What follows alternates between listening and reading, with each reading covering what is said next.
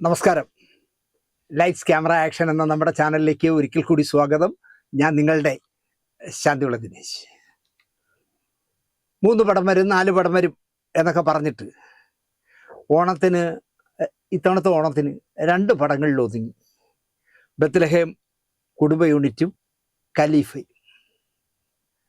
ഒന്ന് ഇൻഡസ്ട്രി ഹിറ്റായപ്പോൾ, ഒന്ന് ദയനീയ പരാജയത്തിൽ വീണു. 2 സിനിമയെ വന്നുള്ളൂ. പക്ഷെ ഒന്ന് വലിയ വിജയം എന്ന് പറഞ്ഞാൽ ചിന്തിക്കാൻ പറ്റാത്ത വിജയം. രണ്ടാമത്തത് ദയനീയ പരാജയം. തിയേറ്ററിൽ എത്തുന്നതിന് മുമ്പ് തന്നെ ബത്ലഹേം കുടുംബ യൂണിറ്റ് ലാഭത്തിലായ ചിത്രമാണ്. 30 കോടിക്ക് താഴെ ചെലവിട്ടെടുത്ത സിനിമയാണ്. OTT 16 കോടി രൂപയ്ക്ക് ഹോട്ട്സ്റ്റാർ എടുത്തു. 15 കോടി രൂപ ഓവർസീസ് മിനിമം ഗ്യാരണ്ടിയിൽ പോയി. 4 കോടി രൂപയ്ക്ക് ഓഡിയോ റൈറ്റ് വിറ്റു. അപ്പോൾ 35 കോടി അപ്പം തന്നെ കിട്ടിയെന്ന് പറയാം. 30 കോടിക്ക് താഴെയാണ് ചെലവ്. കേരളത്തിൽ മാത്രം 50 കോടി രൂപ കുറഞ്ഞത് ഈ ചിത്രം നേടും എന്നാണ് സിനിമാ തിയേറ്ററുകളിൽ നിന്നും കിട്ടുന്ന കണക്ക്. മണിക്കൂറിൽ 25,000 രൂപ വരെയൊക്കെയാണ്, 25,000 പേരൊക്കെയാണ് റിസർവ് ചെയ്യുന്നത് എന്നാണ് വാർത്ത. നിവിൻ പോളിയും നായിക മമിതയും കട്ടക്കട്ടയ്ക്ക് പ്രകടനം നടത്തിയ സിനിമയായിരുന്നു. അല്ലെങ്കിൽ ബത്ലഹേം കുടുംബ യൂണിറ്റിലെ നായകനും നായികയും കട്ടക്കട്ടയ്ക്ക് പ്രകടനം നടത്തിയ സിനിമയായിരുന്നു. സിനിമ ഇൻഡസ്ട്രിക്ക് പ്രചോദനം നൽകുന്ന സിനിമയാണ് എന്നുള്ളതിനുകൊണ്ട് തന്നെ എനിക്ക് വലിയ സന്തോഷമുണ്ട്. ഒരു പ്രിയദർശൻ്റെയോ സത്യനന്ദിക്കാടിൻ്റെയോ 10-20 വർഷം മുമ്പ് നമ്മൾ കണ്ട് തിയേറ്ററിലിരുന്ന് പൊട്ടി ചിരിച്ച മാതിരിയുള്ള മനോഹരമായ സിനിമയാണ് ബത്ലഹേം കുടുംബ യൂണിറ്റ്. ഫഹദ് ഫാസിൽ, ദിലീഷ് പോത്തൻ, ശ്യാം പുഷ്കരൻ തിരക്കഥാകൃത്ത്. ഈ ടീമിൻ്റെ ഭാവന സിനിമയാണ് കോടികൾ വാരുന്ന ഈ സിനിമ എടുത്തത്. നന്നായി അവർ വാരട്ടെ എന്ന് ഞാൻ പറയും. പൃഥ്വിരാജ് നായകനായ ഖലീഫ ഏറ്റവും ചുരുങ്ങിയത് 60 കോടി രൂപയെങ്കിലും ചെലവിട്ടിരിക്കാനാണ് സാധ്യത. 80 കോടി ആയെന്നൊക്കെ പറയുന്നു. ഇതിൽ രസം എന്താണെന്ന് വെച്ചാൽ ഇതിലെ മുഴുവൻ കാശ് മുടക്കിയിരിക്കുന്നത് ഒരു വിദേശിയാണ്. ഇവിടെ ഒരു ലൈൻ പ്രൊഡ്യൂസറെ വെച്ചാണ് ചെയ്തതെന്ന് പറയുന്നു. എഴുതിത്തള്ളേണ്ട സിനിമയൊന്നും അല്ല ഖലീഫ. നല്ല ടേക്കിങ്സാണ്, ചടുലമായ സിനിമയാണ്. പക്ഷേ മോഹൻലാൽ അഭിനയിച്ച പഴയ നാടുവാഴികൾ 20-ാം നൂറ്റാണ്ട് പോലുള്ള ഒരു സിനിമയായിപ്പോയി. അതാണ് പ്രശ്നം. പൃഥ്വിരാജ് നന്നായി ചെയ്ത സിനിമയാണ്. പക്ഷേ വൈശാഖ് എന്ന് പറഞ്ഞ സംവിധായകൻ തുടങ്ങിയെടുത്ത് തന്നെ നിൽക്കുന്നു എന്ന് ഈ സിനിമ കാണുമ്പോൾ തോന്നുന്നു. ട്രെൻഡിന് പറ്റിയ സിനിമ അല്ലാതായിപ്പോയി. വൈശാഖൻ മാറ്റം പഠിക്കണം, അല്ലെങ്കിൽ മാറ്റി പിടിക്കണം എന്ന് ഞാൻ പറയും. അതുപോലെ പൃഥ്വിരാജെ, നല്ലൊരു ഗ്രൂപ്പിന് നിങ്ങളോട് രാഷ്ട്രീയ വൈരാഗ്യമുണ്ട്. അതൊരു പരമമായ സത്യമാണ്. പിന്നെ നിങ്ങൾ ഉണ്ടാക്കിയെടുത്ത ഒരുമാതിരി നിഷേധി, അഹങ്കാരി എന്നുള്ളൊരു ട്രെൻഡുണ്ട്. നിങ്ങൾ സുകുമാരൻ്റെ മകനല്ലേ? അദ്ദേഹം നിഷേധിയായിരുന്നു. പക്ഷെ അതിനപ്പുറത്തേക്ക് പോകുന്നത്, നിങ്ങൾ ഈ മൂത്രമൊഴിക്കാൻ പോകുമ്പോഴും കോട്ടും സൂട്ടും ഒക്കെ ഇട്ട് നടക്കുന്നത് ഈ അസൂയാലുക്കളായ മലയാളിക്ക് ഇഷ്ടമല്ല. നിങ്ങളെ എന്തുകൊണ്ടോ അവർ വെറുക്കുന്നു എന്ന് പറയാം. അല്ലെങ്കിൽ ഈ പടം ഇങ്ങനെ വീഴേണ്ട ഒരു സിനിമയൊന്നുമല്ല. കൂട്ടത്തിൽ പഴകിയ ടൈപ്പ് സിനിമ കൂടിയായപ്പോൾ ഖലീഫ ദയനീയമായി വീണു. OTTയും സാറ്റലൈറ്റും ഒന്നും പോകാത്തതിനാൽ തിയേറ്റർ പരാജയം വലിയ ആഘാതം ഈ സിനിമയെ ഏൽപ്പിക്കും. നല്ല തുക പോവും. അപ്പോൾ 80 കോടി ആയെന്ന് പറയുന്നു. 60-ന് അടുത്ത് ചിലവായി കാണാമെന്ന് സിനിമാക്കാർ പറയുന്നു. ഒരു 50 കോടിയെങ്കിലും പോയി കിട്ടുമെന്നാണ് പറയുന്നത്. എനിക്കൊന്നേ പറയാനുള്ളൂ, ലൂസിഫറിൻ്റെ 3-ാം ഭാഗത്തിനൊന്നും ഇറങ്ങി തിരിക്കരുത് എന്നുള്ള ഒരു ചൂണ്ടുപലകയായി ഖലീഫയുടെ പരാജയം, അല്ലെങ്കിൽ തുടർച്ചയായിട്ട് അടുത്തടുത്ത് 2 സിനിമകളുടെ പരാജയം പൃഥ്വിരാജിനെ ഓർമ്മിപ്പിക്കുന്നു എന്നാണ് എൻ്റെ വിശ്വാസം. അദ്ദേഹം നല്ല ബുദ്ധിമാനാണ്. അതുകൊണ്ട് ചിലപ്പോൾ ഖലീഫയുടെ ഈ ലൂസിഫറിൻ്റെ 3-ാം ഭാഗത്തിലേക്കൊന്നും പോകില്ല എന്ന് എനിക്ക് തോന്നുന്നു. ഇനിയും വലിയ വലിയ ആഘാതങ്ങൾ ഏൽക്കരുത്. നിങ്ങൾ ഒന്ന് നന്നായി നിങ്ങളെ പഠിക്കണം. അതാണ് ഈ ഓണച്ചിത്രത്തിൻ്റെ ദയനീയ പരാജയം വിലയിരുത്തുന്നത്.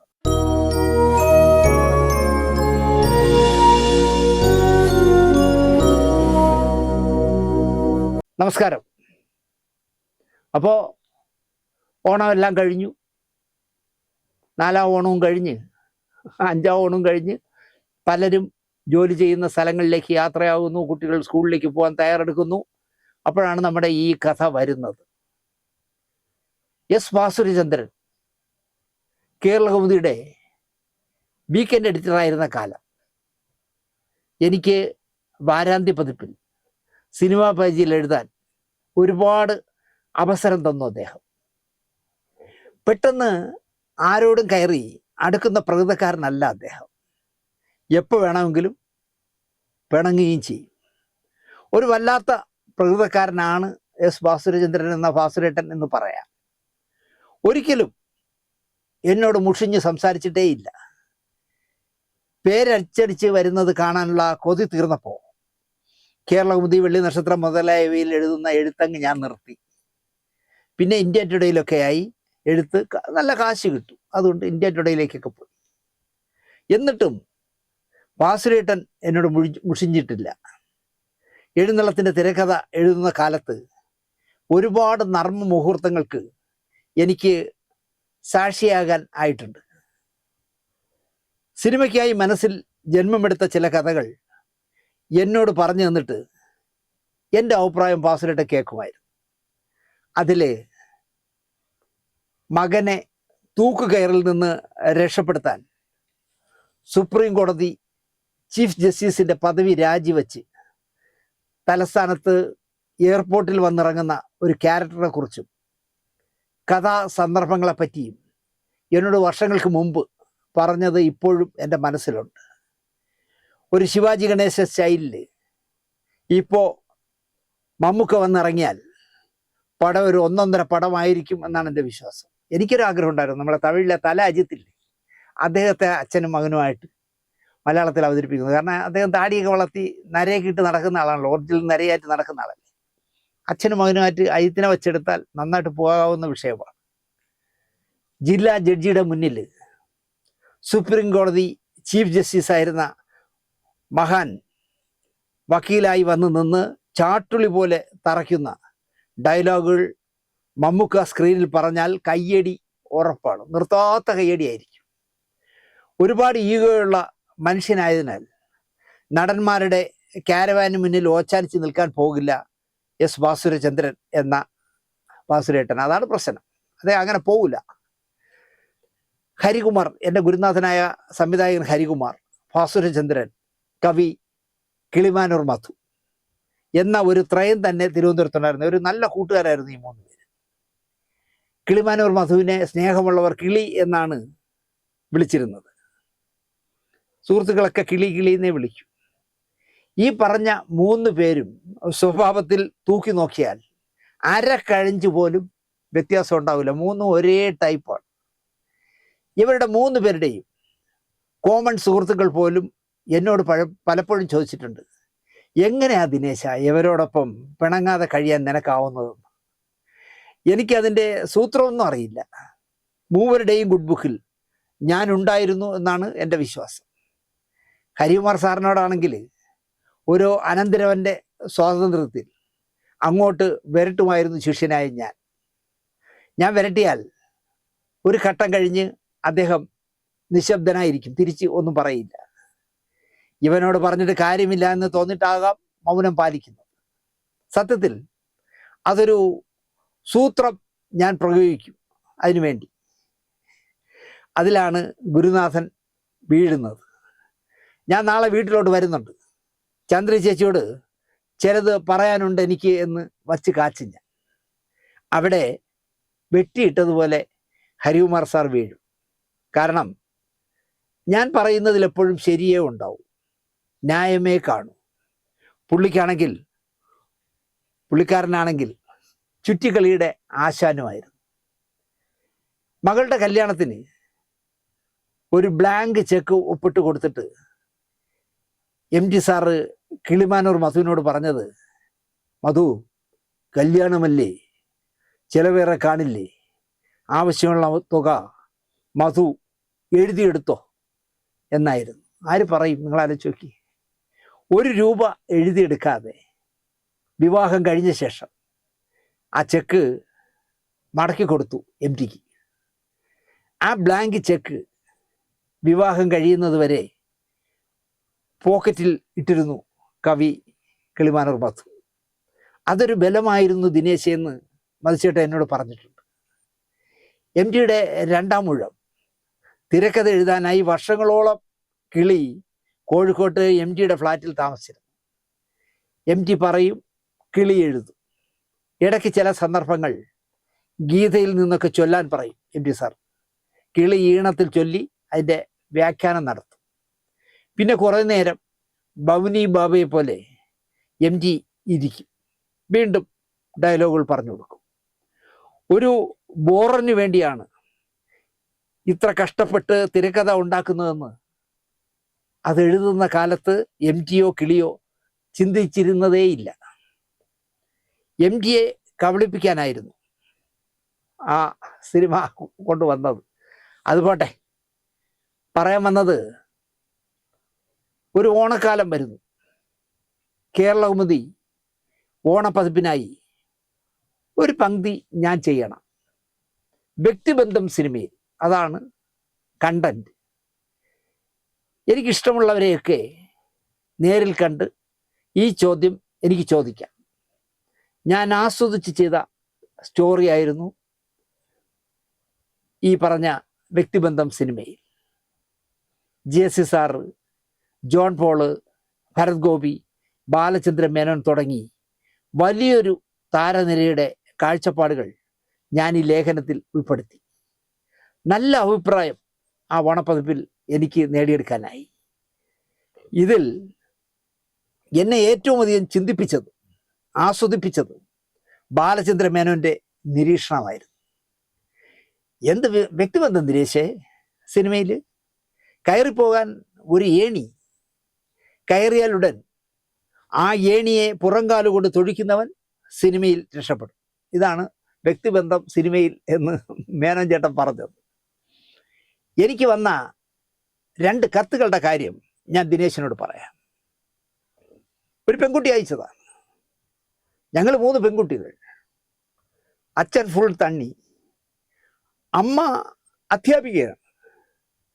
അവരുടെ വരുമാനം കൊണ്ടാണ് കുടുംബം കഴിയുന്നത്. എന്നെ താങ്കൾ രക്ഷപ്പെടുത്തിയാൽ ഞാൻ എൻ്റെ കുടുംബത്തെ രക്ഷപ്പെടുത്തും. എനിക്കൊരു അവസരം തന്ന് സഹായിക്കണം. ഇതായിരുന്നു ഒരു കത്ത്. അപ്പോൾ അദ്ദേഹം ആ കുട്ടിയെ നായികയാക്കി ഒരു സിനിമ എടുത്തു. സിനിമ നല്ല പേരുണ്ടാക്കിയ കുട്ടി ഭയങ്കര തിരക്കിലേക്ക് പോയി നായികയായിട്ട്. വർഷങ്ങൾ കഴിയുമ്പോൾ അദ്ദേഹം കുറുപ്പിൻ്റെ കണക്ക് പുസ്തകം എന്ന് പറഞ്ഞ സിനിമ ചെയ്യുമ്പോൾ ഈ കുട്ടിയെ അതിൽ വീണ്ടും നായികയാക്കി. അപ്പോൾ എനിക്ക് തോന്നുന്നു സേഫൊക്കെ പൊളിഞ്ഞു തുടങ്ങിയ, വിതരണ കമ്പനിയൊക്കെ പൊളിഞ്ഞു തുടങ്ങിയ അവസ്ഥയാണ് മേനോൻ ചേട്ടൻ്റെ. അതിൽ അവർക്ക് കൊടുത്ത ചെക്ക് ബൗൺസ് ആവുകയോ പറഞ്ഞിരുന്ന കാശ് കൊടുക്കാതിരിക്കുകയോ എന്താ ചെയ്തപ്പോൾ ആ കുട്ടി രണ്ടാമതൊരു കത്തയച്ചു മേനോൻ ചേട്ടന്. ആ കത്തിൽ പറഞ്ഞിരുന്നത്, എനിക്ക് ഇത്ര രൂപ ഇനി ബാലൻസ് തരാനുണ്ട്, ആ കാശ് തന്നില്ല എങ്കിൽ സിവിലായും ക്രിമിനലായും ഞാൻ കേസ് ഫയൽ ചെയ്യും കോടതി. ഇതായിരുന്നു രണ്ടാമത്തെ കത്ത്. ഈ കഥ പറഞ്ഞിട്ട് മേനോൻ ചേട്ടൻ എന്നോട് ചോദിച്ചത്, ഇതിലെവിടെ വ്യക്തിബന്ധം ദിനേശേ? വെറും ഏണി, കയറിപ്പോകാൻ ഉപയോഗിക്കുന്ന ഏണി. കയറിക്കഴിഞ്ഞാൽ പുറംകാലുകൊണ്ട് തട്ടി നിലത്തിടും. അത്രേ ഉള്ളൂ ദിനേശേ ബന്ധം. ഈ ഞങ്ങൾ ഭയങ്കര ബന്ധമുണ്ടെന്നൊക്കെ പലരും പറയുന്നത് ചുമ്മയാണ്. എല്ലാം ഏണിയാണ് ദിനേശേ എന്ന് പറയുമായിരുന്നു. ഇത്തരം ഒരു വിഷയം മനസ്സിലേക്ക് ഓടി വന്നത് അടുത്തിടെ ചക്കരയുമ്മ സാജൻ, നിങ്ങൾക്കെല്ലാം അറിയാമായിരിക്കും, ചക്കരയുമ്മ സംവിധാനം ചെയ്ത സാജൻ, അദ്ദേഹത്തിൻ്റെ മകളുടെ വിവാഹത്തിന് കല്ലമ്പലം എന്ന സ്ഥലത്ത് ഞാൻ എൻ്റെ മോനുമായിട്ട് പോയി. പോകാൻ കാരണം എന്താണെന്ന് നിങ്ങൾ ചിന്തിച്ചാൽ, കല്ലമ്പലം വരെ പോണ്ടേ, ആറ്റിങ്ങലും കഴിഞ്ഞ് പോണ്ടേ. വിവാഹം വിളിച്ച സാജേട്ടൻ ഒരു കാര്യം എന്നോട് പറഞ്ഞു. എൻ്റെ മോളുടെ നിക്കാഹാണ് ദിനേശേ. മോളുടെ നിക്കാഹിന് ഞാൻ ക്ഷണിച്ച സിനിമാക്കാരിൽ ചുരുക്കം പേരെ ചിറയൻകീഴ് വരെ അന്ന് വന്നുള്ളൂ. അതിലൊരാള് ദിനേശാണ്. അവളുടെ മകളുടെ വിവാഹമാണ്. ഇതിനും ദിനേശ് വരണം. ഞാൻ ചെന്നു. സംവിധായകൻ ടി എസ് സുരേഷ് ബാബു, കോട്ടയം കുഞ്ഞച്ചനൊക്കെ എടുത്ത ടി എസ് സുരേഷ് ബാബു, അദ്ദേഹത്തിൻ്റെ അനുജൻ സംവിധായകൻ ടി എസ് സജി, ഏഷ്യാനെറ്റിലെ ക്യാമറാമാൻ ഷാജി, അങ്ങനെ പരിചിത മുഖങ്ങളെന്ന് പറയാൻ ഒരു 4-5 പേരേ ഉള്ളൂ അവിടെ. സാജേട്ടൻ സഹായികളാക്കിയ വീരശൂര പരാക്രമികൾ പലരും തിരുവനന്തപുരത്ത് താമസമുണ്ട്. ഒറ്റ എണ്ണം വന്നില്ല. കാരണം സാജേട്ടൻ ഇപ്പോൾ സിനിമയൊന്നും ഇല്ലല്ലോ. അതാണ് സിനിമ, സിനിമാക്കാരുടെ സ്വഭാവം അവിടെയാണ്. ഞാൻ ആ ഓഡിറ്റോറിയത്തിൽ ഇരിക്കുമ്പോൾ ആലോചിച്ചത് സാജേട്ടൻ്റെ മകളുടെ നിക്കാഹ് ദിവസത്തെ പറ്റിയാണ്. ജോസിനെ നായകനാക്കി ഇഷ്ടപ്രാണേശ്വരി എന്ന സിനിമ ചെയ്തുകൊണ്ടാണ് സാജൻ സ്വതന്ത്ര സംവിധായകനായത്. ചക്കരയുമ്മ സാജൻ സംവിധായകനായത് 1979 ഇഷ്ടപ്രാണേശ്വരി. അന്ന് ജോസ് ജ്വലിച്ചു നിൽക്കുന്ന കാലമാണ്. ഈ സിനിമാ സിനിമാ സംവിധായകനാവുന്നതിന് മുമ്പ് പുള്ളി ഒരു സിനിമാ പത്രക്കാരനായിരുന്നു. സിനിരമിയിലൊക്കെ മദ്രാസ് വിശേഷങ്ങൾ റിപ്പോർട്ട് ചെയ്തിരുന്നു. ഇഷ്ടപ്രാണേശ്വരിയിലെ നായിക എന്ന് പറയുന്നത് അകാലത്തിൽ മരിച്ച അല്ലെങ്കിൽ അകാലത്തിൽ കൊന്ന ശോഭയായിരുന്നു നായിക, ഉർവശി ശോഭ. പ്രശസ്ത പ്രൊഡക്ഷൻ എക്സിക്യൂട്ടീവും നിർമ്മാതാവും ഒരു സിനിമ സംവിധാനം ചെയ്യുകയും ഒക്കെ ചെയ്ത രാമചന്ദ്ര ശ്രീനിവാസ പ്രഭു എന്ന ആളിനെ നിങ്ങൾക്ക് അറിയാമോ എന്ന് ചോദിച്ചാൽ ആർക്കും മനസ്സിലാവില്ല. രാമചന്ദ്ര ശ്രീനിവാസ പ്രഭു എന്ന് പറഞ്ഞാൽ RS പ്രഭു സാറിൻ്റെ പേരാണ്. ഇഷ്ടപ്രാണേശ്വരിയുടെ കഥയും തിരക്കഥയും ഒക്കെ അദ്ദേഹത്തിൻ്റെതാണ്. ഇപ്പോൾ അദ്ദേഹത്തിന് 96 വയസ്സായി. എനിക്ക് തോന്നുന്നു മലയാള സിനിമയിലെ ഏറ്റവും സീനിയർ അദ്ദേഹമായിരിക്കണം. അദ്ദേഹം ഇപ്പോൾ എറണാകുളത്ത് താമസമുണ്ട്.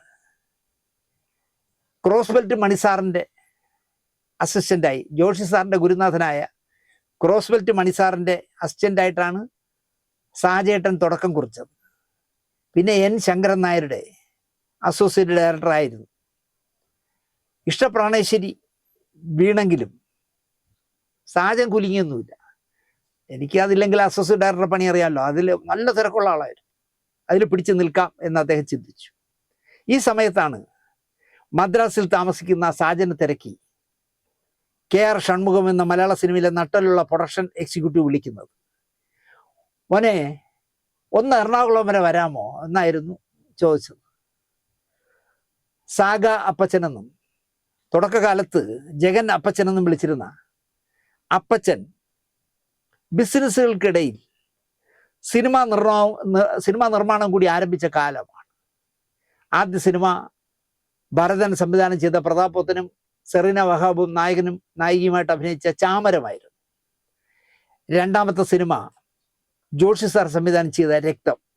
മൂന്നാമത്തെ സിനിമ കർത്തവ്യം, അതും ജോഷി സാറായിരുന്നു. രണ്ടിൻ്റെയും തിരക്കഥ എൻ്റെ പ്രിയപ്പെട്ട കലു ഡെന്നീസ് ആയിരുന്നു. 2 സിനിമകളും നന്നായിട്ട് ഓടി. അപ്പോൾ തൻ്റെ പ്രിയപ്പെട്ട കലു ഡെന്നീസ് എന്നോ കലൂരാനെന്നോ ഡെന്നീസ് എന്നോ ഒന്നും വിളിക്കില്ല, ഡെന്നി എന്നേ വിളിക്കൂ. അപ്പോൾ ഈ പറഞ്ഞ കർത്തവ്യവും രക്തവും അദ്ദേഹത്തിൻ്റെ തിരക്കഥയായിരുന്നു. അടുത്ത ഒരു പടം ചെയ്യണം. തുടരെ 2 ഹിറ്റുകൾ തന്ന ജോഷി സാറ് വേറെ കമ്മിറ്റ്മെൻറ്റുകളിൽ പെട്ടുപോയി. പ്രശസ്തരായ പലരുടെയും പേരുകൾ തൻ്റെ ഭാവി കാര്യങ്ങളെല്ലാം പറഞ്ഞു തരുന്ന കോര എന്ന എറണാകുളത്തുള്ള സിനിമാക്കാരുടെ കോരച്ചേട്ടനോട് പറഞ്ഞപ്പോൾ അദ്ദേഹത്തിൻ്റെ ശൈലിയായ 24 ചീട്ടുകൾ ഞരടിയിട്ട് കണക്കുകൾ കൂട്ടിക്കുഴച്ചപ്പോൾ ഈ പറഞ്ഞ പ്രശസ്തരായവരാരും വേണ്ട എന്നാണ് ആ ചീട്ടിൽ തെളിഞ്ഞത്. 24 ചീട്ടുകൾ 4ആയി വീതം വയ്ക്കും. എന്നിട്ട് ചീട്ടുകൾ നമുക്ക് ചെല്ലുന്ന ആളിന് കശക്കാൻ തരും. നമ്മൾ കശയ്ക്ക് കൊടുക്കുന്ന ഷീട്ടുകൾ വീതിച്ച് കണക്കുകൾ നോക്കി ഗണിക്കും കോരസാർ. ഷിപ്പ്യാർഡിലെ, നമ്മളെ കൊച്ചിൻ ഷിപ്പ്യാർഡിലെ എഞ്ചിനീയർ ആയിരുന്നു കോരസാർ. ആൾ ചില്ലറക്കാരനൊന്നും അല്ല. കോരയുടെ ശിഷ്യനാണ് പിന്നീട് പ്രശസ്ത തിരക്കഥാകൃത്തായി മാറിയ SN സ്വാമി. സത്യമാണോ എന്നെനിക്കറിയില്ല. സ്വന്തം കാര്യങ്ങൾക്ക് SN സ്വാമി ഇപ്പോഴും ഷീട്ട് കശക്കും എന്ന് പറയുന്നു. കോരസാർ മരിച്ചുപോയി. അപ്പോൾ ഇപ്പോഴും SN സ്വാമി ചീട്ടിട്ട് കശക്കി അതിലൊക്കെ നോക്കിയിട്ട് എന്തിനും ഇറങ്ങൂ എന്നാണ് പറയുന്നത്. സ്വാമി ഈ അടുത്ത കാലത്ത് ധ്യാൻ ശ്രീനിവാസനെ വെച്ച് ഒരു പടം സംവിധാനിച്ചു കളഞ്ഞു. പലയിടത്തും ഒരു ഷോ പോലും ആളില്ലാത്തതിനാൽ നടക്കാതെ പോയത്രേ. ഷീട്ട് പറ്റിച്ചതാകാനാണ് സാധ്യത. ആ ഷീട്ട് ഇടാനുള്ള കളി നേരെ പഠിച്ചില്ല എന്ന് തോന്നുന്നു. പത്മയുഗത്തിൽ അഭിമന്യു കയറിയതുപോലെ എന്തോ മുക്കുമൂലിയൊക്കെ സ്വാമി പഠിച്ചുള്ളത് തോന്നുന്നു. അത് വെച്ച് കശക്കിയപ്പം ഭയങ്കര ഹിറ്റാവുമെന്ന് പറഞ്ഞ് ചെയ്ത സിനിമയാണ്. പക്ഷേ മൈദാമാവ് വാങ്ങിച്ച പൈസ പോലും കിട്ടിയില്ല. ജഗൻ അപ്പച്ചന് വേണ്ടി കോരച്ചേട്ടൻ ഷീട്ടുകൾ കശക്കി. പുതിയൊരാളെ വെച്ച് സംവിധാനം ചെയ്യിച്ചാലും പടം ബമ്പർ ഹിറ്റാകും, നന്നായിട്ട് വിജയിക്കുമെന്ന് ആ ചീട്ടിട്ടപ്പോൾ തെളിഞ്ഞു. തനിക്ക് പരിചയമുള്ള സാജൻ്റെ പേര് ഷൺമുഖണ്ണൻ അപ്പച്ചനോട് പറഞ്ഞു, ഇങ്ങനൊരു പയ്യനുണ്ട് കേട്ടോ, ഇഷ്ടപ്രാണേശ്വരി എന്നൊരു പടം എടുത്തു, ഓടിയില്ല, പക്ഷേ നല്ല വർക്കറിയാവുന്ന ആളാണ്. കാരണം ക്രോസ്ഫിറ്റ് മണിയുടെയും എൻ ശങ്കരൻ നായരുടെയൊക്കെ കൂടെ വർക്ക് ചെയ്ത ആളാണ്.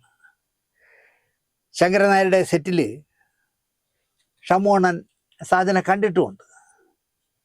എസ്.എൻ. സ്വാമി ഇഷ്ടപ്രാണേശ്വരി കണ്ടിട്ടുണ്ട്. ഓടിയില്ല എങ്കിലും നല്ല പടമായിരുന്നു എന്നാണ് സ്വാമിയുടെ അഭിപ്രായം. അതുകൂടി ആയപ്പോഴാണ് സാജനെ കൊച്ചിയിലേക്ക് ക്ഷണിച്ചത്. സാജനെത്തി.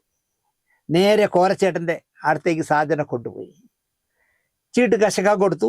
സാജൻ കശക്കി, ഉയർന്ന മാർക്ക് വീണു.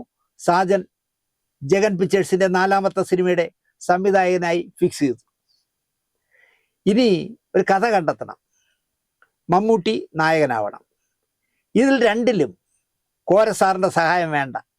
വേണ്ടേ? വേണ്ട. കാരണം മമ്മൂട്ടി വെച്ച് ചെയ്യുമ്പോൾ മമ്മൂട്ടിയെ വേണ്ടാന്ന് ചീട്ടിൽ തെളിഞ്ഞാലേ നമ്മുടെ ജഗനപ്പച്ചൻ്റെ ആഫീസ് പൂട്ടി പോകില്ലേ. മമ്മൂട്ടിയെ വെച്ചാണ് ചെയ്യുന്നത്. അത് കോരസാർ ചീട്ടൊന്നും ഇടണ്ട, അത് മമ്മൂട്ടി തന്നെ, ബാക്കിയൊക്കെ ചിട്ടാൽ മതി എന്ന് പറയും. എസ്.എൻ. സ്വാമി ഒരു കഥ പറഞ്ഞു, ഫിക്സ്. ആ കഥയ്ക്ക് കല്ലൂർ ഡെന്നിസ് തിരക്കഥ എഴുതുന്നു.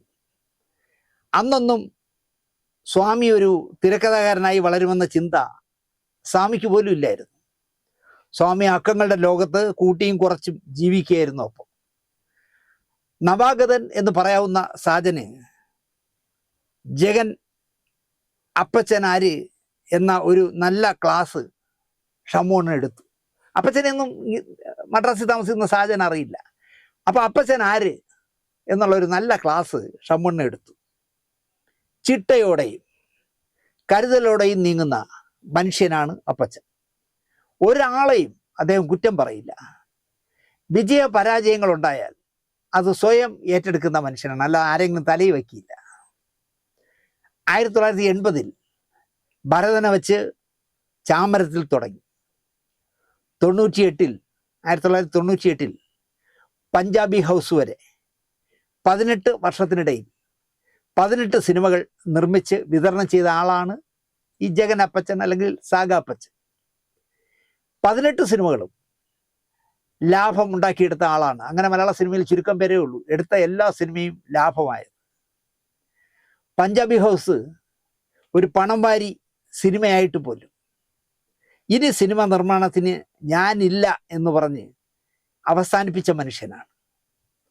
കാശ് മുടക്കുന്ന നിർമ്മാതാവിന് വിലയില്ലാതായതിനാൽ സിനിമാ നിർമ്മാണം നിർത്തിയ മാന്യനാണ് സാഗാപ്പച്ചൻ. ഇപ്പോൾ ഫ്ലാറ്റുകളോ കെട്ടിടങ്ങളോ ഒക്കെ നിർമ്മിച്ച് ആ നിർമ്മാണ മേഖലയിലാണ് ഈ കുറുപ്പന്തറ നിവാസിയായ അപ്പച്ചൻ. പറഞ്ഞു വന്നത് പിന്നെയും വഴിമാറി. ഒരു സിനിമാ നടനെയോ നടിയെയോ നമ്മുടെ സെറ്റിൽ കാത്തിരിക്കാൻ ഇടവയ്ക്കരുത്, അപ്പച്ചൻ പറയുന്നതാണ്. അപ്പച്ചൻ്റെ നിബന്ധനയാണ്. അവരുടെ എത്ര ദിവസം വേണോ അതിൽ നിന്നും 3-4 ദിവസം കൂട്ടി വാങ്ങണം. അഡ്ജസ്റ്റ്മെൻറ്റുകൾ നമ്മുടെ സെറ്റിൽ പാടില്ല. ഡേറ്റ് ഫ്രീ ആയുള്ളവർ നമ്മുടെ പടത്തിൽ അഭിനയിച്ചാൽ മതി, അതാരായാലും മതി, തിരക്കുള്ള ഒരാളും വേണ്ട. ചിത്രീകരണം തീർന്നില്ല എന്നും പറഞ്ഞ് മറ്റൊരാളുടെ സെറ്റിൽ 2 ദിവസം വേണം, 3 ദിവസം വേണം, 4 മണിക്കൂർ വേണം എന്നൊക്കെ പറഞ്ഞ് പോകാൻ പാടില്ല. കാത്തുകെട്ടി കിടക്കാൻ എന്നെ കിട്ടില്ല, അതുകൊണ്ടാണ് കാത്തുകെട്ടി ഒരു സെറ്റിൽ പോയി കിടക്കാൻ എന്നെ കിട്ടില്ല. നമ്മുടെ ഡേറ്റുകൾ മറ്റാർക്കും സഹതാപത്തിൻ്റെ പേരിലായാൽ പോലും വിട്ടുകൊടുക്കുകയും ചെയ്യരുത്. ഇതൊക്കെയാണ് അപ്പച്ചൻ്റെ നിബന്ധന. കേട്ടതെല്ലാം സാജനും സന്തോഷം നൽകുന്ന കാര്യങ്ങൾ. സിനിമയ്ക്ക് ചക്കര ഉമ്മ എന്ന് പേരിട്ടു. മമ്മൂട്ടിയാണ് നായകൻ, പൂർണിമ ജയറാമാണ് നായിക. മാമാട്ടിക്കുട്ടി അമ്മയിലൂടെ കേരളം മുഴുവൻ തരംഗമായി മാറിയ ബേബി ശാലിനി മമ്മൂട്ടിയുടെയും പൂർണിമ ജയറാമിൻ്റെയും മകളായി അഭിനയിക്കും. MG സോമൻ, മധു, ജഗതി തുടങ്ങിയ കുറേ കഥാപാത്രങ്ങൾ വേറെ ഉണ്ട്. ചിത്രീകരണം ആരംഭിക്കാൻ 2 ആഴ്ച തികച്ചില്ലാത്ത സമയത്ത് പൂർണിമ ജയറാം വരുന്നു. എനിക്ക് തന്ന അഡ്വാൻസ് മടക്കിത്തരാം, ഞാൻ വിവാഹിതയാകാൻ പോകുന്നു. തെന്നിന്ത്യയിൽ ഇപ്പോൾ വിലസി നിൽക്കുന്ന ഭാഗ്യരാജാണ് വരൻ. വിവാഹം ഉറപ്പിച്ചു. അപ്പോൾ ഭാഗ്യരാജ് പറയുന്നത്, അഭിനയിച്ചു കൊണ്ടിരിക്കുന്ന സിനിമകളെല്ലാം തീർത്തോളൂ, പുതിയ ഒരു സിനിമയും ഇനി കമ്മിറ്റ് ചെയ്യരുത്. ശ്രദ്ധേയയായി നിൽക്കുന്ന നായിക മാത്രമല്ല പൂർണിമ ജയറാം, അവരെ ഒഴിവാക്കി ആരെ വയ്ക്കാൻ നായികയായി, അല്ലെങ്കിൽ പെട്ടെന്ന് വിളിച്ചാൽ ആര് വരും, ഒരുത്തിയെ വച്ചിട്ട് അവൾ മാറുമ്പോൾ വരാൻ ഞാൻ ആരാ എന്ന് ഈഗോ തീർച്ചയായിട്ടും നടികൾക്ക്, നടന്മാർക്കില്ലെങ്കിലും നടികൾക്ക് ഉണ്ടാവുമെന്ന് അപ്പച്ചൻ അറിയാം. അന്വേഷണം പല വഴിക്കായി. അങ്ങനെ ബോംബെയിലേക്കും അന്വേഷണം നീണ്ടു. ജയബാദുരിയെ പോലെ, അമിതാഭ് ബച്ചൻ്റെ ഭാര്യയായ ജയബാദുരിയെ പോലെ ഒരു നടിയെ വേണമെന്നാണ് സംവിധായകന്റെ മനസ്സിലെ ആഗ്രഹം. ആ അന്വേഷണം അവസാനം കാജൽ കിരൺ എന്ന് പറഞ്ഞ യുവനടിയുടെ മുന്നിലെത്തി. ഫോട്ടോയൊക്കെ കണ്ടപ്പോൾ ഫിക്സ്, അവരെ ഉറപ്പിച്ചു. ചിത്രീകരണം ആരംഭിച്ചു. മമ്മൂട്ടിയുടെ ബാബുവും കാജൽ കിരണിൻ്റെ വിനീതയും അവരുടെ കുഞ്ഞായ ശാലുമോളും വാടകയ്ക്ക് താമസിക്കുന്ന വീടായിട്ട് കലു ഡെന്നിസിൻ്റെ സ്വന്തം വീടാണ് ചിത്രീകരിക്കാൻ തീരുമാനിച്ചത്. സൂപ്പർ താരമായി മാറിക്കൊണ്ടിരിക്കുന്ന മമ്മൂട്ടിയെ കാണാനോ ഹിന്ദി താരം കാജൽ കിരണിനെ കാണാനായിട്ടോ അല്ല, മലയാളിയുടെ പ്രിയപ്പെട്ട മാമാട്ടിക്കുട്ടിയമ്മയെ കാണാനായി കലൂരാൻ്റെ വീട്ടിലേക്ക് ജനം ഇരച്ചു കയറി. കലൂരാൻ്റെ വീടിൻ്റെ മതിലൊക്കെ ജനം തന്നെ പൊളിച്ചു മാറ്റി. ഉച്ചയോടെ അടുക്കുമ്പോൾ സംവിധായകനോട് മമ്മൂട്ടി ഒരു രഹസ്യം പറഞ്ഞു. IV ശശി സംവിധാനം ചെയ്യുന്ന അതിരാത്രം എന്ന ഞാൻ അഭിനയിക്കുന്ന സിനിമയുടെ ചില ഭാഗങ്ങൾ ഫോർട്ട് കൊച്ചിയിൽ ബോട്ടിൽ ചിത്രീകരിക്കണം. കഴിഞ്ഞ 4 ദിവസമായി അവർ എന്നെ കാത്ത് കിടക്കുകയാണ്. ഉച്ചയ്ക്ക് ബ്രേക്ക് സമയത്ത് ഒരു 2 മണിക്കൂർ എന്നെ ഫ്രീ ആക്കണം. സാജൻ തൻ്റെ നിസ്സഹായ അവസ്ഥ പറഞ്ഞു. എൻ്റെ ആദ്യ സിനിമയാണിത്. കർക്കശമായ നിബന്ധനയോടെയാണ് അപ്പച്ചൻ സാർ എനിക്ക് ഈ പടം തന്നത്. ഷൂട്ടിംഗ് തുടങ്ങിയ ആദ്യ ദിവസമാണ്. നമ്മൾ വാങ്ങിയ ഡേറ്റിൽ ഉദ്ഘാടനം, ഡബ്ബിങ്, പാച്ച് വർക്ക് തുടങ്ങിയ എന്തൊക്കെ പറഞ്ഞു വന്നാലും ആരെയും അനുവദിക്കരുത് എന്നാണ് എന്നോട് അപ്പച്ചൻ സാർ പറഞ്ഞിരിക്കുന്നത്. പ്ലീസ് എന്നെ ബുദ്ധിമുട്ടിക്കരുത് എന്നായി സാജൻ. ശരി, എന്നാലൊരു കാര്യം ചെയ്യ്, ഉച്ചയ്ക്ക് എന്തായാലും 1 മണിക്കൂർ ബ്രേക്ക് ഉണ്ടല്ലോ, അതെനിക്കെടുക്കാമല്ലോ. ഞാൻ ഭക്ഷണം കഴിക്കാതെ ആ സമയം പോകുന്നതിൽ സാജന് കുഴപ്പമൊന്നുമില്ലല്ലോ. ഒരു 1/2 മണിക്കൂർ കൂടി ചിലപ്പോൾ ഞാൻ എടുക്കും. 1.5 മണിക്കൂർ. കടലിലെ ചേസും മറ്റും ആവുമ്പോൾ 1.5 മണിക്കൂറിൽ ഒന്നും ആകില്ല എന്ന് എക്സ്പീരിയൻസ് ഉള്ള സാജൻ അറിയാം. പോയാൽ ഞാൻ പെടും, ഞാൻ പോകുമെന്ന് മമ്മൂട്ടി. അങ്ങനെ മമ്മൂട്ടി പോയി. ഉച്ചയ്ക്ക് ബ്രേക്ക് കഴിഞ്ഞ് 1 മിനിറ്റ് ചുമ്മാതിരിക്കാതെ വാസരം തുടങ്ങി എന്ന് ഉണ്ണിമേനോനും ചിത്രയും പാടിയൊരു പാട്ടുണ്ട്. ആ പാട്ടിൽ ഉള്ള കാജൽ കിരണിൻ്റെയും ബേബി ശാലിനിയുടെയും ഷോട്ടുകൾ ചിത്രീകരിക്കാൻ തുടങ്ങി സാജൻ. നിർമ്മാതാവ് നോക്കുമ്പോൾ ഷൂട്ടിംഗ് തകൃതിയായി നടക്കുകയല്ലേ, മമ്മൂട്ടി ഇല്ലെങ്കിലും ഷൂട്ടിംഗ് ഭംഗിയായി നടക്കുകയല്ലേ. ഇതിനിടയിൽ മമ്മൂട്ടിയുടെ അനുജന്മാർ ഇബ്രാഹിം കുട്ടിയും സക്രിയും എത്തി. ചെമ്പിലെ വൈക്കം ചെമ്പിലാണല്ലോ മമ്മൂട്ടിയുടെ തറവാട്. തറവാട്ട് വീട്ടിൽ ഇന്നെന്തോ ഒരു ചടങ്ങുണ്ട്. 6 മണിക്കെങ്കിലും ഇക്കയെ ഫ്രീ ആക്കി തരണം, അത് പറയാനാണ് അവർ വന്ന് നിൽക്കുന്നത്. 1 മണിക്ക് പോയ മമ്മൂട്ടി വൈകുന്നേരം 5 മണി കഴിഞ്ഞ് വന്നു. ഒന്നും പറയാതെ എടുത്തുകൊണ്ടിരുന്ന പാട്ടിലെ മമ്മൂട്ടിയുടെ ഷോട്ടുകളിലേക്ക് സംവിധായകൻ നീങ്ങി. അപ്പോൾ മമ്മൂട്ടിയുടെ അടുത്ത സജഷൻ, എൻ്റെ വീട്ടിലെ ഒരു ചടങ്ങിന് പോകണം, 9 മണി വരെ ഷൂട്ടുണ്ട്, അത് കഴിഞ്ഞാൽ പൊയ്ക്കോളാൻ സാജൻ പറഞ്ഞു. മമ്മൂട്ടി ആകെ അസ്വസ്ഥനായി. അതിരാത്രത്തിന് പോയി. അവിടെ മുഴുവനും ചിത്രീകരിക്കാനായില്ല. വെളിച്ചം പോയപ്പോൾ അവിടെ നിർത്തിങ്ങി വന്നതാണ്. ഇവിടെ 1 മണിക്കൂർ വാങ്ങിപ്പോയിട്ട് മടങ്ങി വന്നത് 4 മണിക്കൂർ കഴിഞ്ഞാണ്. വീട്ടിലെ ചടങ്ങിന് പോകാനായി അനിയന്മാർ വന്നു നിൽക്കുന്നു. പക്ഷെ സംവിധായകൻ വിടുന്നില്ല. പാട്ടിൻ്റെ വരികൾക്കനുസരിച്ചുള്ള മൂവ്മെൻറ്റുകൾ ആകെ തെറ്റി, അല്ലെങ്കിൽ മമ്മൂട്ടി മനഃപൂർവ്വം തെറ്റിക്കുന്നു. സംവിധായകൻ്റെ ക്ഷമ കെട്ടു. തുടക്ക ദിവസമാണല്ലോ, ഒരു അഡ്ജസ്റ്റ്മെൻറ്റിൽ പോയാൽ മതി, പിണക്കണ്ട എന്നൊക്കെ ഇതൊക്കെ ശ്രദ്ധിച്ചുകൊണ്ട് നിന്ന KR ഷമുവണ്ണൻ സാജൻ ഉപദേശിച്ചിരുന്നു. ലൈറ്റ് പോകുന്നു. വില കൂടിയ ഈസ്റ്റ്മാൻ ഫിലിം റീടേക്കുകളാൽ വേസ്റ്റ് ആകുന്നു. സഹികെട്ട സാജൻ പാക്കപ്പ് വിളിച്ചു. പടം നിന്നു, ഷൂട്ടിൽ നിന്നു. അന്നത്തെ അതൊട്ടും മമ്മൂട്ടി കരുതി കാണാൻ ഇടയില്ല. ഒരു 7-8 മണിയാകുമ്പോൾ എന്നെ പറഞ്ഞു വിടുമെന്നാണ് വിചാരിച്ചത്. ഇവിടെ 6 മണിയായപ്പോൾ തന്നെ പാക്കപ്പ് പറഞ്ഞു. ഇന്ന് പാക്കപ്പ് പറഞ്ഞാലും നാളെയും ഞാൻ ഇങ്ങനെ ചെയ്യൂ എന്നായി മമ്മൂട്ടി. നിങ്ങൾ ഇന്ന് പാക്കപ്പ് പറഞ്ഞു, എൻ്റെ അഭിനയം ശരിയല്ല, ഞാൻ പറയുന്ന പോലെ ചെയ്യുന്നില്ല, നാളെയും ഞാൻ ഇങ്ങനെ ചെയ്യൂ എന്നായി മമ്മൂട്ടി. അദ്ദേഹം ചെമ്പിലേക്ക് പോയി. തൻ്റെ വിധി നിർണയിക്കുന്ന സിനിമയാണ്. ആദ്യ ദിവസം തന്നെ ഈ വിധം ആയതിനാൽ ഇന്ന് തന്നെ തൻ്റെ വിധി നിർണയമാകും ഉറപ്പെന്ന് സാജൻ ഉറപ്പിച്ചു. ഇയാളോടൊപ്പം ഇങ്ങനെ എനിക്ക് പറ്റില്ല, ആളെ മാറ്റണമെന്ന് മമ്മൂട്ടി പറഞ്ഞാലോ? നിങ്ങൾക്ക് മമ്മൂട്ടിയൊന്നും കൺട്രോൾ ചെയ്യാൻ പറ്റുന്നില്ല. ജോഷിയുടെ സെറ്റിലാണെങ്കിൽ ഇയാൾ ഇങ്ങനെ കാണിക്കുമോ എന്ന് അപ്പച്ചൻ ചോദിച്ചാൽ തൻ്റെ കാര്യം അവിടെ കഴിയുമെന്ന് സാജൻ അറിയാം. പ്രത്യേകിച്ചും കർക്കശക്കാരനും വിട്ടുവീഴ്ച ചെയ്യാത്ത ആളുമാകുമ്പോൾ അപ്പച്ചൻ ഇതുതന്നെ പറയാനാണ് സാധ്യത. തൻ്റെ സ്വപ്നത്തിൻ്റെ കർട്ടൻ വീണു എന്ന ചിന്തയിൽ ഇരിക്കുന്ന സാജനെ അപ്പച്ചൻ വിളിച്ചു. നമുക്കൊന്നിച്ചു പോവാം സാജ, ഒരു കാറിൽ തന്നെ പോവാം. അപ്പച്ചൻ, സാജൻ, ക്യാമറമാൻ ആനന്ദക്കുട്ടൻ, SN സ്വാമി എന്നിവർ കാറിൽ കയറി സാജൻ താമസിക്കുന്ന എയർലൈൻസ് എന്ന് പറഞ്ഞ ഹോട്ടലിലേക്ക് വിട്ടു കാർ. റൂമിലെത്തിയിട്ടും ആരും ഒന്നും പറയുന്നില്ല. മുറിയിലാകെ ഒരു പിരിമുറുക്കം. അത് പഞ്ചിച്ചുകൊണ്ട് അപ്പച്ചൻ തുടങ്ങി. സാജ, നിങ്ങൾ ചെയ്തതാണ് ശരി. നിങ്ങളെപ്പോലുള്ളവരെയാണ് എനിക്കിഷ്ടം. നമുക്ക് മുന്നോട്ട് പോകാൻ ഇനി എന്താണ് മാർഗം? അതേപ്പറ്റി ആലോചിക്കാം എന്നായി അപ്പച്ചൻ. ആര് പറയും ഇങ്ങനെ ആലോചിച്ച്?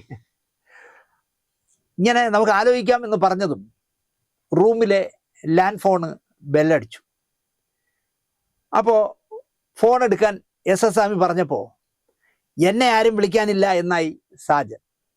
SS സ്വാമി തന്നെ റിസീവർ എടുത്തു. മറുതലയ്ക്കൽ മമ്മൂട്ടിയാണ്. സ്വാമിയോട് എന്തൊക്കെയോ പറഞ്ഞിട്ട് ഫോണ് സാജന് കൊടുക്കാൻ പറഞ്ഞു. ദാ നിനക്കാ ഫോണ്. ആരാ? മമ്മൂട്ടി.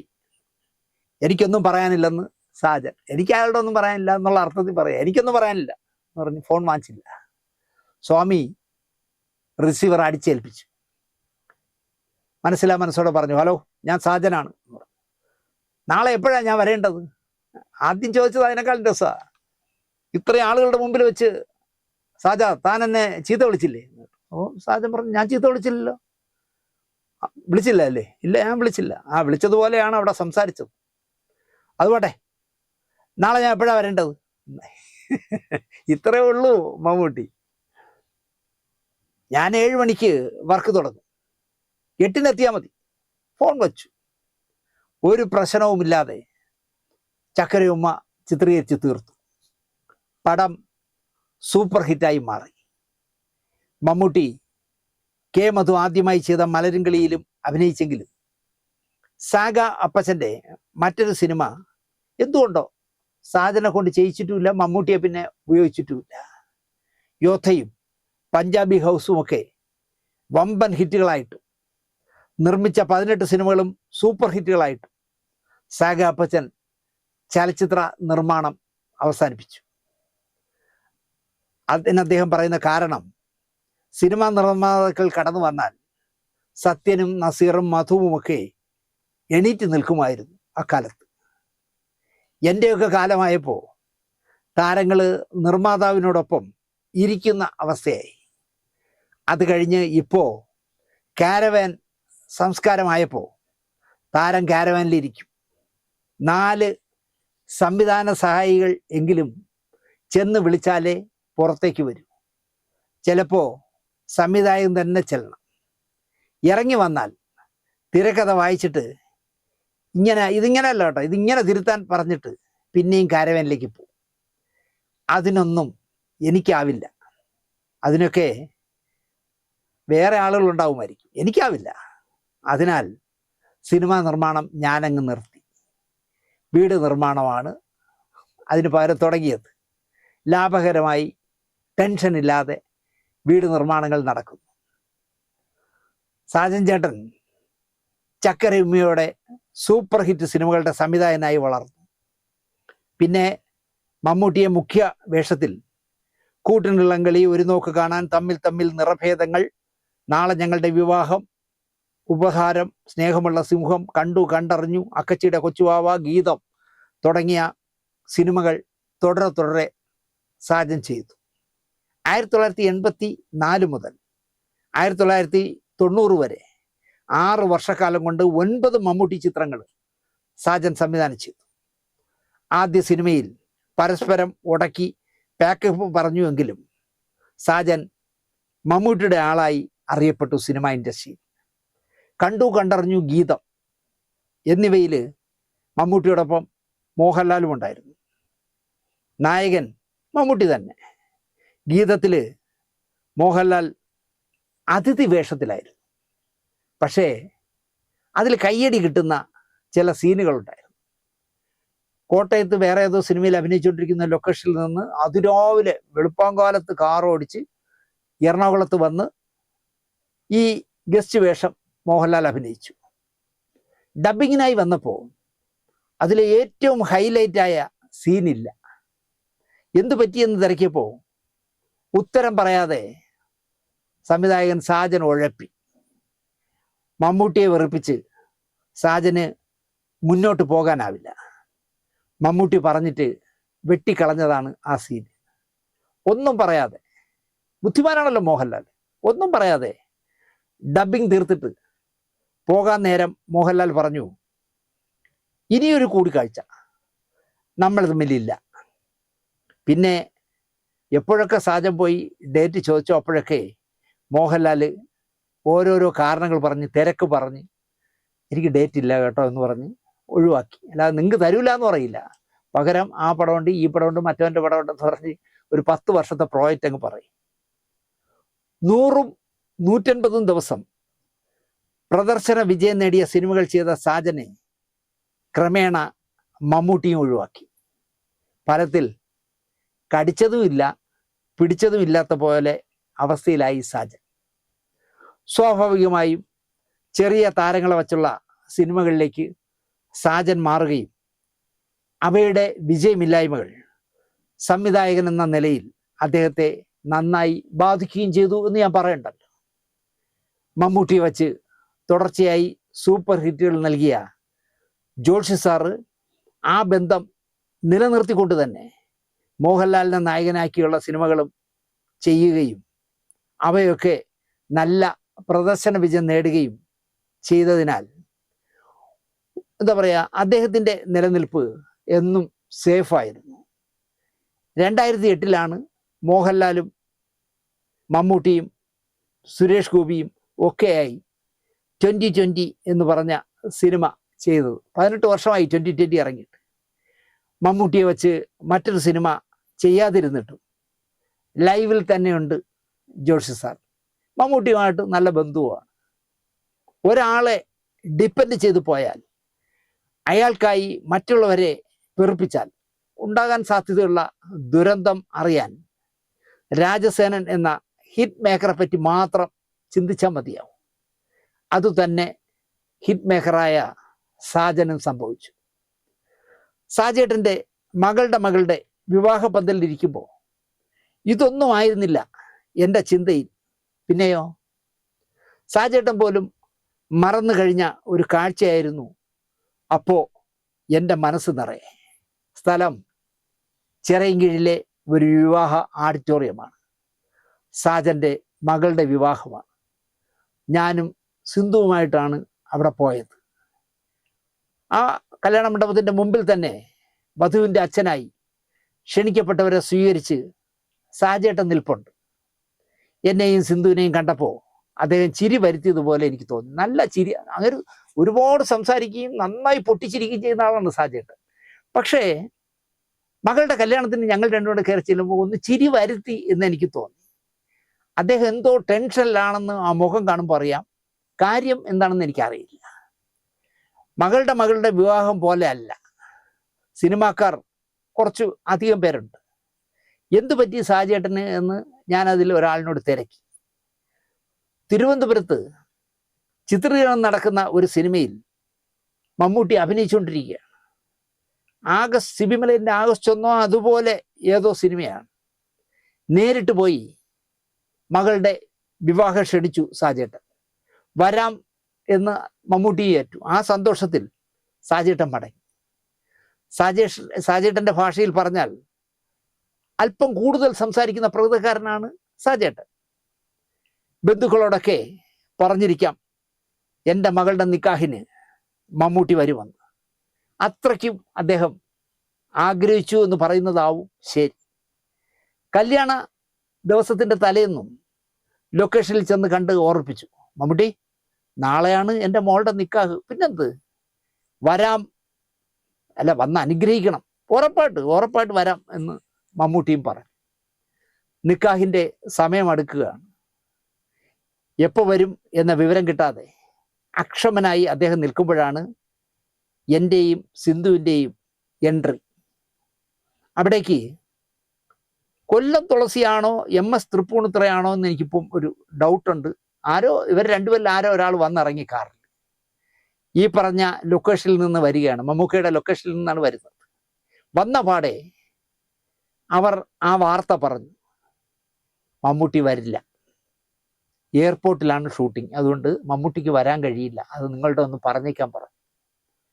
പിന്നെ കാണുന്ന കാഴ്ച സകല നിയന്ത്രണവും പോയ ഒരച്ഛൻ്റെ ഹൃദയത്തിൽ നിന്നും വരുന്ന വികാര തളിച്ചയായിരുന്നു. അത് സ്ഥലകാല ബോധം മറന്നുള്ള ശാപവാക്കുകളായി അവിടെ പ്രതിധ്വനിക്കുകയാണ്. ആരും ഒന്നും പറയാതെ ഈ കാഴ്ച കണ്ടങ്ങനെ നിൽക്കുകയാണ്. കല്യാണ മണ്ഡപമാണ്, എൻ്റെ മകളുടെ വിവാഹമാണെന്നുള്ള ഒരു ബോധവും ഇല്ലാതെ പൊട്ടിത്തെറിക്കുകയാണ് സാജേട്ടൻ.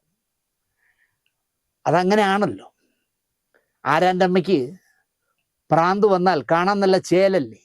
കല്യാണത്തിന് വന്നവരൊക്കെ സാജേട്ടൻ്റെ പെർഫോമൻസ് കണ്ട് അങ്ങനെ ആസ്വദിച്ച് നിൽക്കുക.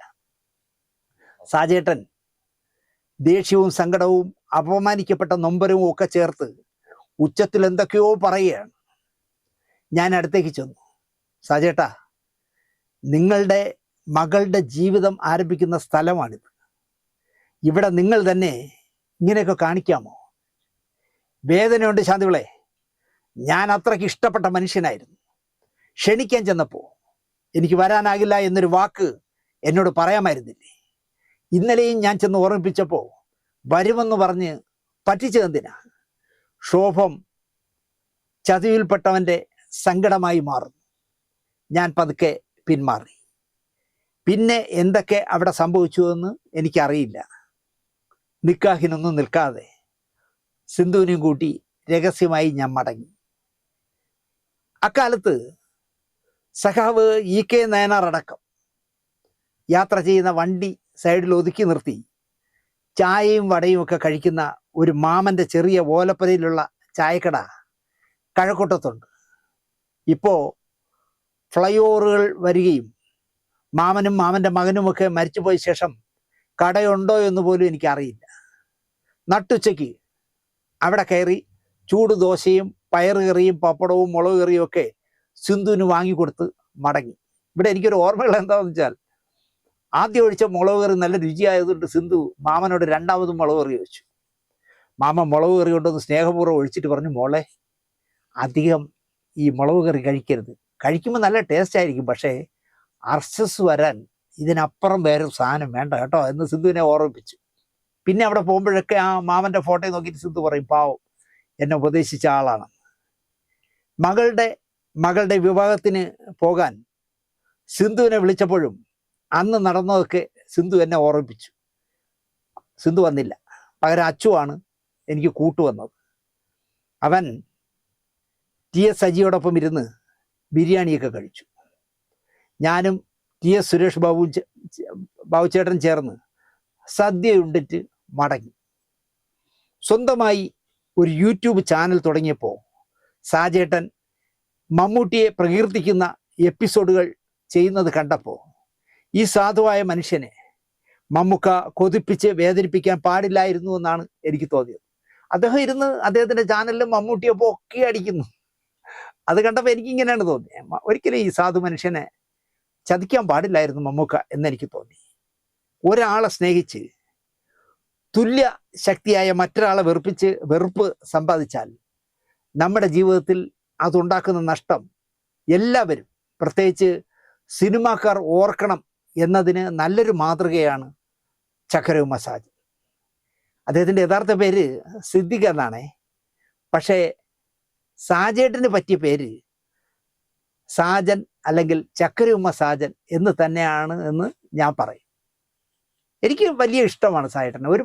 ഞാൻ ഒരു പടത്തിലും വർക്ക് ചെയ്തിട്ടൊന്നുമില്ല. കാരണം ചക്കരവുമ്മയൊക്കെ നടക്കുമ്പോൾ നമ്മൾ സിനിമയിൽ എത്തിയിട്ടില്ല. എന്തുകൊണ്ടോ എന്നെ ശാന്തിവിളയെന്നേ വിളിക്കൂ. ശാന്തിവിള ദിനേശെന്ന് വിളിക്കില്ല, ദിനേശെന്ന് വിളിക്കില്ല, ശാന്തിവിളയെന്ന് വിളിക്കൂ. ഈ മകളുടെ വിവാഹത്തിന് പോയപ്പോഴും അദ്ദേഹത്തിൻ്റെ സുഹൃത്തുക്കളെയൊക്കെ പരിചയപ്പെടുത്തുകയും അവരോടൊപ്പമൊക്കെ നിർത്തി എന്നെ സ്റ്റില്ലടിക്കുകയൊക്കെ ചെയ്തു. ഞാനൊരിക്കലും മറക്കില്ല സാജേട്ടൻ്റെ മകളുടെ കല്യാണത്തിന് ഒരു ബാപ്പയുടെ നൊമ്പരം നേരിട്ട് കണ്ട ആളെന്നുള്ള നിലയ്ക്ക്. ഇടയ്ക്ക് എപ്പോഴും ഞാൻ ഇതിനെപ്പറ്റി പറഞ്ഞപ്പോൾ, ദിനേശ് നീ ഇതൊക്കെ ഇപ്പോഴും ഓർത്തു വച്ചേക്കുന്നു എന്നാണ് അദ്ദേഹം ചോദിച്ചത്. അദ്ദേഹം മറന്നിരിക്കാൻ ചിലപ്പോൾ, പാവം. എന്തായാലും സാജേട്ടൻ്റെ മകളുടെ കല്യാണത്തിനും പോകാൻ കഴിഞ്ഞ ഒരു ഭാഗ്യവാനാണ് ഞാൻ എന്ന് മാത്രം പറഞ്ഞുകൊണ്ട് ഈ എപ്പിസോഡ് ഇവിടെ അവസാനിപ്പിക്കുന്നു. നന്ദി, നമസ്കാരം.